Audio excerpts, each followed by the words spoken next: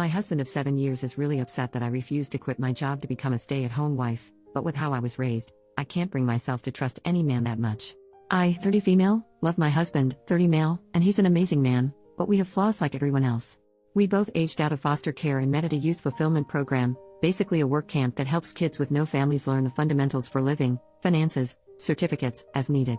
We were both 18 and stayed in contact after the program ended. He made it clear he liked me, but I was truly petrified of men at that point in my life due to past experiences and rejected him a bit harshly. I reached out to apologize and we became friends. Then a year or two later I saw he posted on Snapchat and he was in my area. I asked if he would want to go on a date so I could practice being comfortable around guys and he agreed. He never made a move, never touched me, never made weird eye contact. If I said no he didn't ask a second time, not even as a suggestion. We went on these platonic dates for months with nothing happening, and one day I asked for a hug and then asked for a kiss and he asked me to be his girlfriend. We got married a year after and our 7-year anniversary is around the corner. We agreed we would not even think about having kids until we were older since both of us were the product of young parents. We've really just only focused on getting by on using as little money as possible and saving up every dime to buy a house. Thankfully, we got our house a few months ago and we were both able to quit our second jobs and for the first time only work regular 9-to-5s. Yay! I've discovered I really like gardening and baking and I love having a real home. We have been discussing adding to our family by having a baby and I feel very ready to be a mom. Scared still, yes, but ready. But my husband brought up how sad I would be if I had to quit since I've worked so hard. I told him I had zero plans to quit. I would only take maternity leave. Plus my company allows maternal and paternal remote options for 1 year after birth, so I can just work from home if needed. I know it's a lot to do with a newborn but giving up the security of my paycheck is simply not an option. He told me this was what we worked for, to make our own perfect family opposite from what ours were like and I was blindsiding him by changing my plans and I told him no plan has changed, I can have a career and be a mom. Plenty of women do it. He doesn't have to quit his job to be a dad so why should I? He said it wouldn't work for a baby's needs and I told him okay, since I make more money than you do why don't you quit and I go back to work remotely after healing from birth. That way we have both hands on deck and we don't have a severe loss of income as I make $89,000 and he makes $52,000. He mentioned that if I trusted him fully this shouldn't be a problem. I told him I trust him but I don't trust our current economy, but I left out that I really do genuinely think quitting my job with no savings, wiped out by getting the house, and relying on a man is absolutely stupid. He had plans made previously with his parents and had to leave so we said we would pick the conversation back up when he gets home but he's very upset. Madder than I have ever seen him and I don't understand why he just assumed I would quit. Not only do I not understand it, but it makes me trust him a lot less than I did yesterday. I have a bad habit of running for the hills when problems come up and not gonna lie, this is making me really nervous. Thank you for reading all of this if you have. I'm open ears to what could be going through his mind or why he is thinking like this, really just doesn't seem logical to me. He's been watching all of these videos of stay-at-home wives and girlfriends and do feel like this is influencing him a lot, but that's not realistic for us right now. Relevant comments. Commenter, I think his childhood and upbringing trauma is playing into this a lot. This doesn't sound like a situation where he wants to control you like in some posts but more like a situation where he has idealized what a perfect family might look like and so he wants to give his children that. You two need to go to couples counseling for a while. Figure it out with a therapist to help intercede and help him understand. Financial security is important. Hold off getting pregnant until you guys have been in couples therapy for 6 months or so and have begun working towards some common ground. As for him going off to meet his parents, is it possible having them back in your lives is contributing to this need for a picture-perfect family? Just curious. OP, thank you for this comment. I've been thinking on it for most of the day now. The parents he went to see are foster parents, but there was some legal issues going on and they had to release guardianship.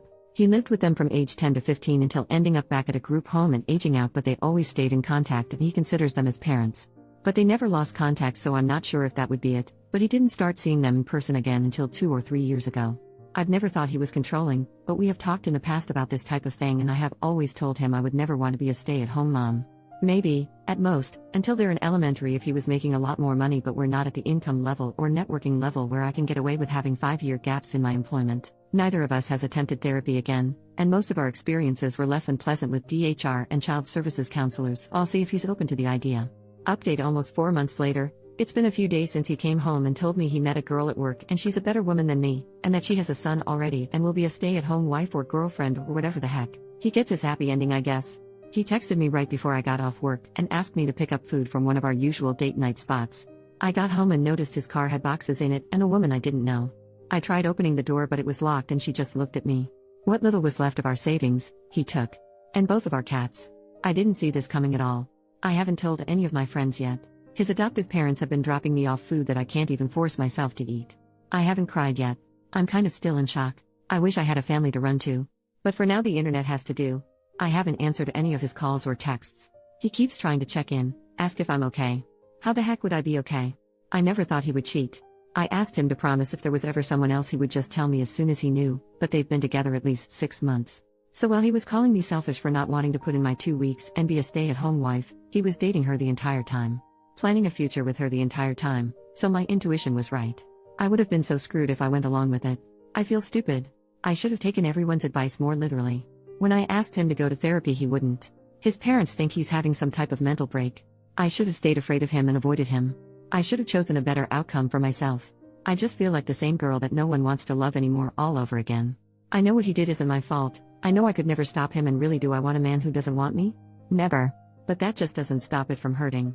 Second update 10 days later. Really want to say thank you from the bottom of my heart to all of the people who reached out to me with well wishes. Especially other spouses who experienced similar. It helped so much more than you could ever know. There has been a few things that have happened, and honestly I'm exhausted in every way possible, so the input from folks has really been useful in organizing my thoughts and keeping an open mind. I couldn't help it, but for days I compared us and wondered what the heck he could have been thinking, until I realized she's a carbon copy of his biological mother, or at least the stories he heard about her since she died when he was 5. I hate that I feel bad for him still, even after what he's done, but we offered him support for his thoughts, we urged him to go to therapy, I even offered to pay for it myself, and he was too prideful. I lost both of my parents too, at an older age with even more core memories with them, so it wasn't a boat he was in alone. But he chose to act like it was and wallow in self-pity. He called me on our 7-year wedding anniversary, minutes after midnight, whispering apologies and saying he feels so guilty. I asked for what, and he just said, well, you know what we're going through. I told him, no, it's what you're doing. We are going through nothing. I was abandoned by my husband, exposed to God knows what while you were screwing her and coming back home to me. We were still making love like every single day, so I made sure he knew just how disgusting I thought he was. Then he got pissed and told me he only started cheating because I couldn't follow his lead. Sir, look where you led yourself. Our entire marriage I pushed him career-wise. Hell, the job he has right now I applied to on his behalf. Meanwhile I'm pretty sure he doesn't, or didn't even know what my full job title is. I pushed him to reach out to the adoptive parents when he started getting family obsessed, but neither of us were ready for a kid. He went on about how I broke my promise first when I decided I didn't want to be a real mom by not quitting. That I was turning his adoptive parents against him because they are refusing to meet his new girlfriend. He blamed me again and then had the nerve to say that this could all be put on pause if I can learn how to make decisions that benefit a family and not myself. I asked point blank if he was insinuating that we could get back together if I quit my job. He told me, yes, I will always love you, but you make things more difficult than needed.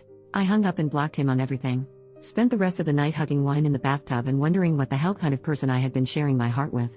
The next day he went public with their relationship, posting a photo to Instagram, and most of our mutual friends reached out, with my closest friends commenting less than kind things on the photo. As it turns out, he and his new girlfriend have actually been together for 7, almost 8 months. She is 20, her son is around 2. I reached out to her ex, the father of her son, who she had left to be with my ex-husband. She moved out in the middle of the day and took their kids, so he was just as blindsided, if not more, than I was. We met up and went for a walk, stopped by a bar. Literally cried, laughed, hugged each other, sang songs way too loudly and sobbed in public like a lunatic, but it helped so much. We also made sure to exchange evidence for any court battles. I'm a little iffy towards him for now, considering that they had quite the age gap. She was 17 when they met and he was 26. He said she lied about her age and they met at a college party, and then next thing he knew she was pregnant. He gave her money for an abortion, but she came back with baby clothes instead, so he tried to do the right thing and moved her in with him. Also, she's not actually allergic to cats. She just hates them. She also was very aware he was married and has been to the house multiple times. He admitted he had cheated on her before their son had been born, while she was pregnant, but that she didn't tell him she knew until after she had moved out with their son. He said he was still texting her every day, not just about their son, but also about possibly working things out. He wants her back, but she seems to be head over heels for my husband, just like I was. I told him good luck, but yeah, not the direction I'm going in at all. This time he made his bed and he will lay in it for good. Our chances of reconciliation are 0. I have never accepted someone back into my life after a betrayal, and it won't start now.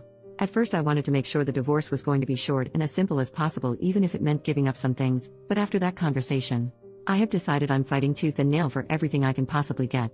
I live in a no-fault divorce state, but my state does have special laws for adultery, can still sue for it here, and the divorce attorney I've consulted said it looks pretty good that I won't have to pay him alimony. He also told me to look into every single banking transaction in my accounts, as he did not think they got an apartment on his income without some extra cushion, aka my money, and he was right. Last year my ex-husband told me he got really into stock trading and if he could invest some of my money as well. Guess who was never doing any stock trading, and the screenshots he showed me were all fake or pulled from somewhere else, and he had been sending that money to his girlfriend or saving it for their new place.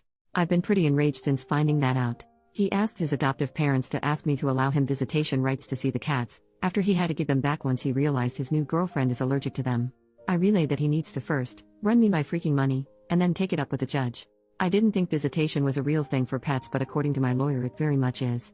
I officially filed for divorce yesterday, and he emailed me quite the colorful email about how selfish and bitter I am for not putting my pride aside and being so fast to file for divorce, and refusing to let him stop by the house to see the cats that now he's accusing me of cheating. I read somewhere that you never really know someone until you're divorcing them, and I can truly confirm that is true.